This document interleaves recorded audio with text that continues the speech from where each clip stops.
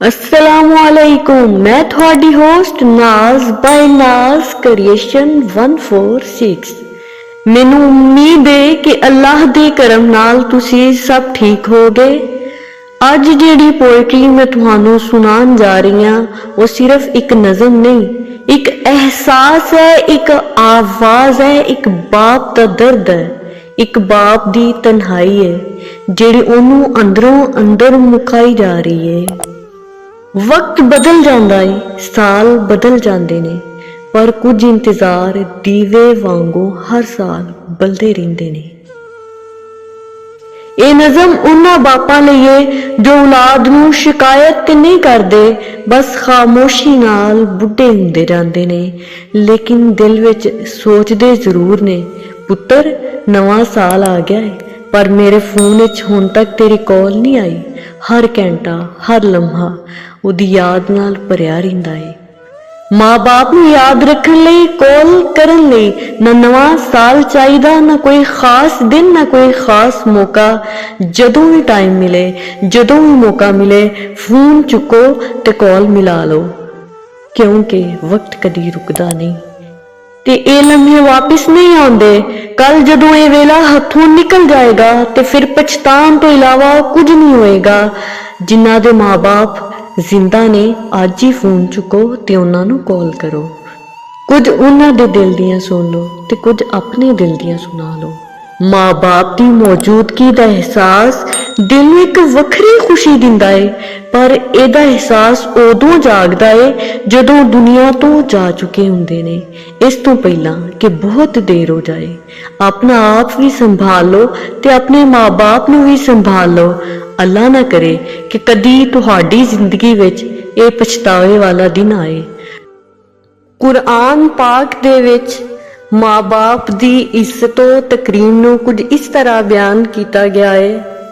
इरशादे बारी ताला है, वक़ज़ा रब्बुका अल्ला ताअबुदू इल्ला इय्याहु व बिल वालिदैनि इहसानन इम्मा यबलुगन्ना इंदकल किबरा अहदुहुमा औ किलाहुमा फला तकुल लहुमा उफ़्फ़िन वला तन्हरहुमा वकुल लहुमा क़ौलन करीमन। जिदा तर्जुमा कुछ इस तरह है कि तुहाडा रब तुहानू हुक्म दिंदा है कि ओदे सिवा किसी दी इबादत ना करो ते माँ बाप दे नाल अच्छा सलूक करो। अगर उन्हां दोवां विचों कोई एक या दोवें बुढ़ापे नूं पहुंच जान ते उन्हां नूं उफ तक ना कहो ते ना ही उन्हां नूं चिड़को, बल्कि नरमी ते इज्जत नाल गल करो। हदीस विच बयान किया गया है कि औलाद दा अपने माँ बाप नूं मुहब्बत ते रहमत दी नज़र नाल वेखना मकबूल हज दे सवाब दे बराबर है। ते असीं इत्थे अपनियां जनतां रुलदियां छड्ड के हज करन टुर पैने आ। वंडदे रहो हर पासे शक्कर मुहब्बतां दी, वड्डियां नूं अदब ते निक्कियां नूं शफकतां दी। हुण तुहानू सुनानिया मैं अपनी लिखी हुई ते अपनी आवाज़ विच दर्द भरी नज़म जिदा उन्वान है पुत्तर दी कॉल दा इंतज़ार। जे मेरी ये छोटी जी कोशिश दिल नूं लगी ते मेरे चैनल नाज क्रिएशन 146 नूं लाइक शेयर ते सबसक्राइब करना ना भुल्लियो।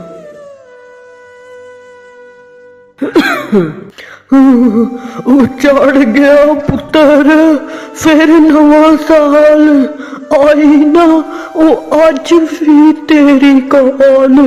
लंघे साल किन्ने नवे पुराने, कदी ते पुछना मेरा हाल। नहीं कुछ होर चाहिदा यारा, बह जा बस दो घड़ियां नाल। जफ्फी घुट के जे पावे कर दे तू वड्डा किन्ना कमाल। नहीं हाथ मैं फैलावांगा, इसते नफ्स हो जांदी पामाल। दम सी जद मेरे हत्थां विच, दौलत नाल सी मैं माला माल। लगदा ना समझ हुण मैं तेनू, कदी पुछदा सी किन्ने सवाल। हंजुआं नाल भरियां अखियां, हंजुआं नाल भरियां अखियां रख के उन्हां उत्ते रुमाल। पढ़ के मैं हाथ विच मोबाइल, बह जाना वा बूहे दे नाल।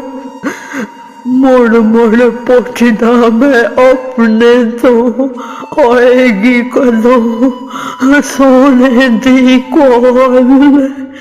इधर उधर अखियां ने लभदियां, पल पल मेरे अपने दा विसाल।